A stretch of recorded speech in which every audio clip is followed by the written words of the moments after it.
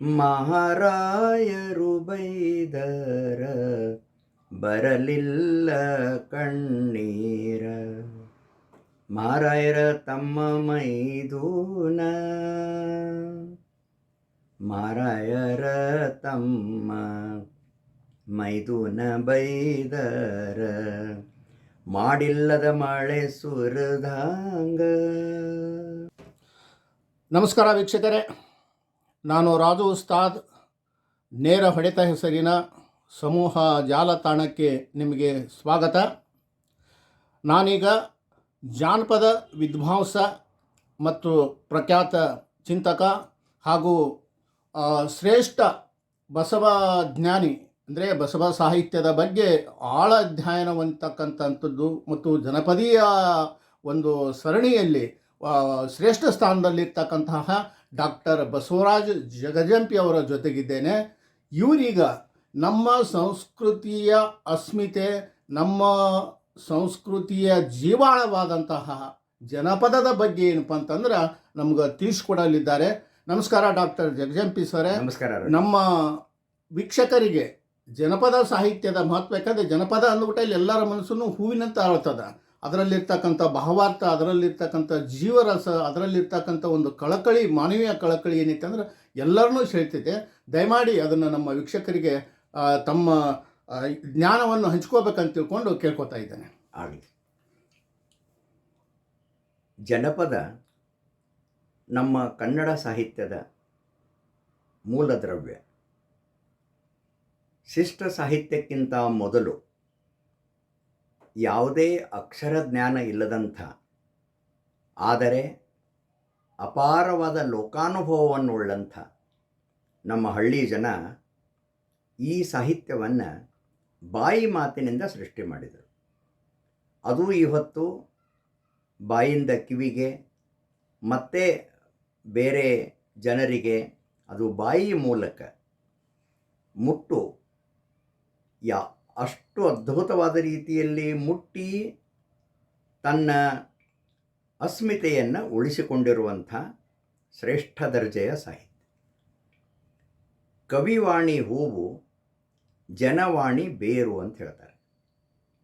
ಜನಪದದ ಮೂಲ ಅಂಶಗಳು ನಮ್ಮ ಸಂಸ್ಕೃತಿಯ ಬೇರುಗಳು. ನಮ್ಮ ಕಾಯಕ ಜೀವಿ ಗ್ರಾಮೀಣರು ತಮ್ಮ ದಿನನಿತ್ಯದ ಕೆಲಸದಲ್ಲಿ ತಾವು ಯಾವುದನ್ನು ಅನುಭವಿಸಿದ್ದೇವೆ ಅದನ್ನು ಹಾಡುಗಳ ಮೂಲಕವಾಗಿ ಅವರು ಹಂಚಿಕೊಂಡಿದ್ದಾರೆ. ಅದು ಹೃದಯದಿಂದ ಹೃದಯವನ್ನು ಮುಟ್ಟುವಂಥ ಸಾಹಿತ್ಯ.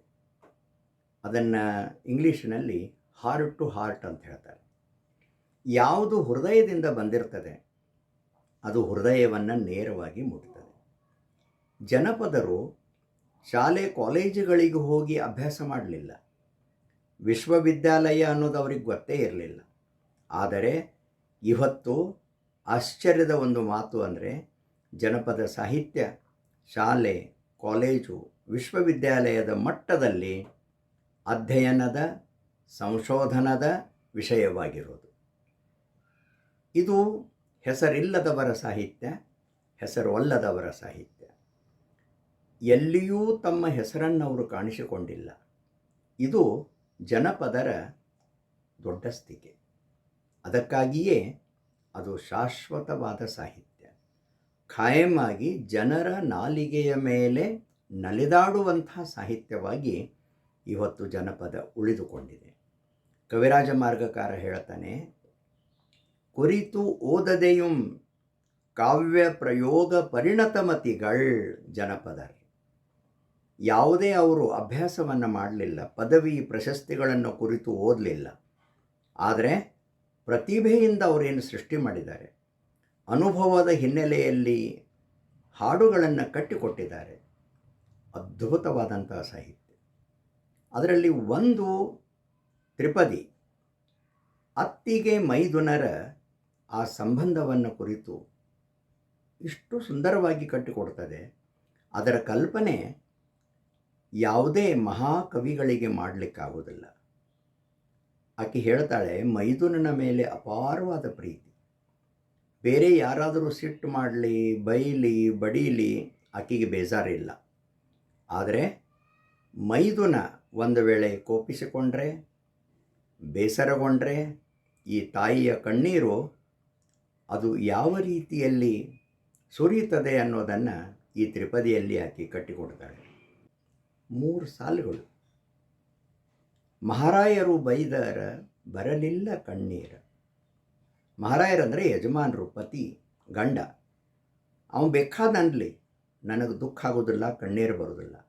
ಆದರೆ ಮಹಾರಾಯರ ತಮ್ಮ ನನ್ನ ಮೈದುನೇನದಾನಲ್ಲ, ಅವ ಏನಾದರೂ ನನಗೆ ಅಂದರೆ, ಕೋಪಿಸಿಕೊಂಡ್ರೆ, ಮಾಡಿಲ್ಲದ ಮಳೆ ಸುರಿದಂಗ. ಇದನ್ನು ಕಲ್ಪನೆ ನೋಡ್ರಿ. ಇಲ್ಲಿ ಮಳೆ ಬರಬೇಕಾದ್ರೆ ಮೋಡ ಬೇಕೇ ಬೇಕು, ಆದರೆ ಮಾಡಿಲ್ಲದೆ ಮಳೆ ಸುರಿದಂಗ ಆಗ್ತದೆ, ಅಷ್ಟು ನಿರಂತರವಾದ ಕಣ್ಣೀರು ಧಾರೆ ಹರಿಯುತ್ತದೆ ಅನ್ನುವಂಥ ಮಾತನ್ನು ಆ ತಾಯಿ ತನ್ನ ಕಲ್ಪನೆಯ ಆ ಮಟ್ಟವನ್ನು ಉನ್ನತ ಮಟ್ಟಕ್ಕೆ ಒಯ್ದು ಈ ತ್ರಿಪದಿಯ ಮೂಲಕವಾಗಿ ತನ್ನ ಮತ್ತು ಮೈದುನರ ಪ್ರೀತಿ ವಾತ್ಸಲ್ಯಗಳನ್ನು ಹಂಚಿಕೊಂಡಿದ್ದಾಳೆ ಆ ಮಹಾತಾಯಿ. ಆ ತಾಯಿ ಕೊನೆಗೆ ಹೇಳ್ತಾಳೆ, ಆಗ್ಯಾವ ನಮ್ಮ ಜೋಳ, ಉಳ್ದಾವ ನಮ್ಮ ಹಾಡ, ಈಗ ಸಾಕವ್ವ ನಿನ ಕಲ್ಲ, ಈಗ ಸಾಕವ್ವ ನಿನ ಕಲ್ಲ ಹಾಕಿದ ಉಂಗೂರ ನನ್ನೂ ಸವಿದ. ಆಗ್ಯಾವ ನಮ್ಮ ಜೋಳ, ಟೈಮ್ ಮುಗದದ ಅಂತ ಹೇಳ್ತಾಳೆ. ಜೋಳ ಅಂದರೆ ಏನಿಲ್ಲ, ಟೈಮ್. ಟೈಮ್ ಯಾರಿಗೂ ನಿಲ್ಲುವುದಿಲ್ಲ. ಟೈಮ್ ಅನ್ನೋದು ಅದು ಯಾರಿಗೂ ಕಾಯುವಂಥದ್ದಲ್ಲ. ಅವಾಗನ ಆಕೆ ಅದು ಹೇಳ್ತಾಳೆ, ಆಗ್ಯಾವ ನಮ್ಮ ಜೋಳ, ಆದರೆ ಉಳ್ದಾವ ನಮ್ಮ ಹಾಡು. ಇನ್ನೂ ಹಾಡೋದು ಭಾಳ ಅದ. ನನ್ನ ಹಾಡುಗಳ ದೊಡ್ಡ ಖಜಾನೆ ಸಂಪತ್ತದು, ಅವು ಉಳ್ದಾವಿನ್ನೂ. ಆದರೆ ಈಗ ಸಾಕವ್ವ ನಿನ ಕಲ್ಲ, ಬಿಸು ಕಲ್ಲು ಬೀಸ್ಕೋಂತ ಅವ್ರು ಏನು ಮಾಡ್ತಾರೆ, ಸಾಕವ್ವ ಈಗ ಕಲ್ಲು, ನನಗಿನ್ನೂ ಭಾಳ ಕೆಲಸದಾವ. ಯಾಕಷ್ಟ, ಅದಷ್ಟ ಅಲ್ಲ, ಹಾಕಿದ ಉಂಗೂರ ಸವೆದಾವ ಅಂತ ಹೇಳ್ತಾಳೆ. ಕೈಯಾಗಿನ ಉಂಗುರ ಅದ ಬಿಸು ಕಲ್ಲು ಗೂಟ ಹಿಡಿದು ತಿರುವಿ ಫೋರ್ಸ್ ಹಾಕಿ ಆ ಉಂಗುರ ಸೈಜ್ ಸಮುದ ಹೋಗ್ಯದ. ಅಂದರೆ ಮೊದಲಿನವರು ಸವೆದು ಬದುಕಿದವರು. ಅವ್ರು ಎಷ್ಟು ಸವದರು ನೋಡ್ರಿ. ದೇಹವನ್ನು ಸವಿಸಿದರು, ದೇಹವನ್ನು ದುಡಿಸಿದರು. ಇವತ್ತು ನಾವು ಐಷಾರಾಮಿಯಾಗಿ ಫ್ಯಾನ್ ಕೆಳಗೆ ಕುಂತ ಮಾತಾಡ್ತೇವೆ, ಎ ಸಿ ರೂಮ್ನಲ್ಲಿ ಇರ್ತೇವೆ. ಇವೆಲ್ಲ ಇದ್ದಾಗಿಂಥ ಚಿಂತನೆ ಬರಲಿಕ್ಕೆ ಸಾಧ್ಯವಿದೆಯೇ ಎನ್ನುವ ಪ್ರಶ್ನೆಯನ್ನು ನಿಮ್ಮ ಮುಂದೆ ಇಟ್ಟು ಎಲ್ಲರಿಗೂ ನಮಸ್ಕಾರ.